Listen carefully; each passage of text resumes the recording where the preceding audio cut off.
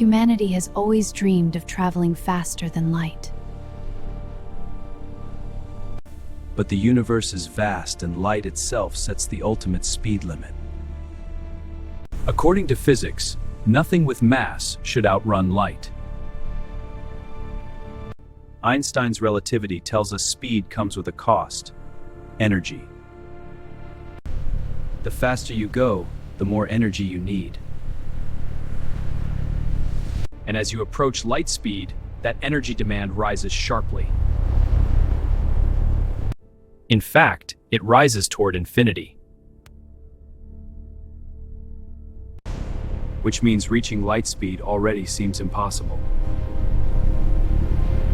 So what about going faster than light? To even imagine it, we must think differently. Instead of moving through space, we move space itself. This is the idea behind warp drives. A bubble that contracts space in front and expands it behind. The ship stays still inside, but space does the moving. But this idea comes with a massive energy problem. Early calculations were shocking. They suggested we might need more energy than an entire planet produces.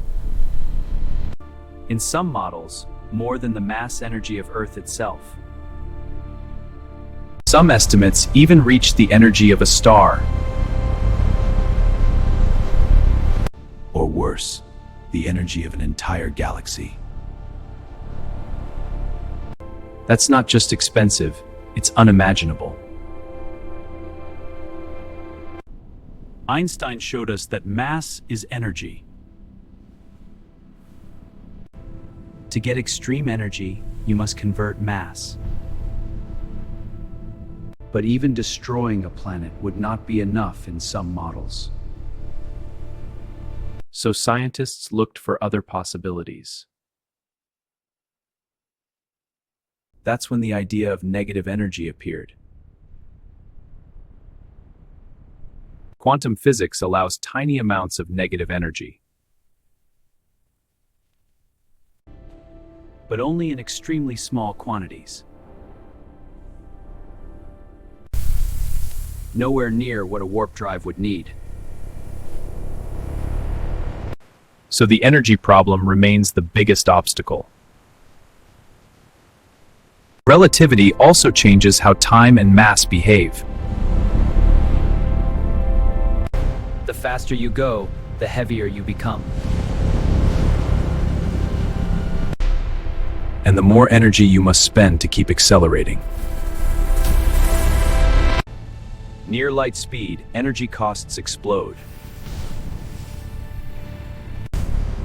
At light speed, the math breaks down. Which is why classical physics says you can't cross that limit. FTL requires new physics, or clever loopholes. One idea is using wormholes. Shortcuts through spacetime itself. But keeping a wormhole open also needs extreme energy. Without it, the tunnel collapses instantly. Again, energy is the limiting factor. Every FTL idea faces the same question. Where does the energy come from? And how much is truly required? Newer models try to reduce the energy cost. By reshaping the warp bubble itself.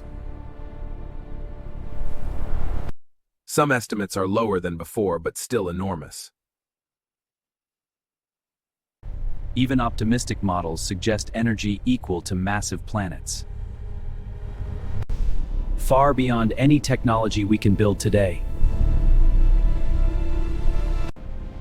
We would need star-level engineering. Civilizations far more advanced than ours.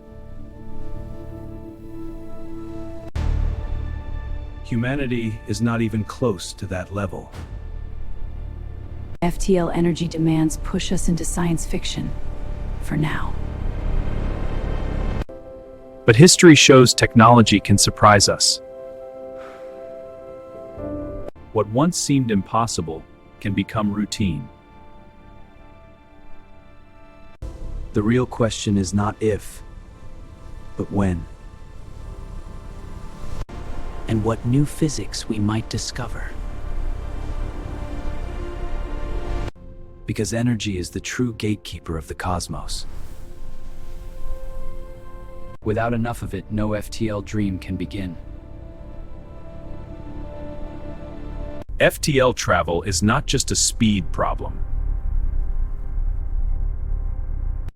It is an energy problem on a cosmic scale. Only the most extreme objects in the universe compare.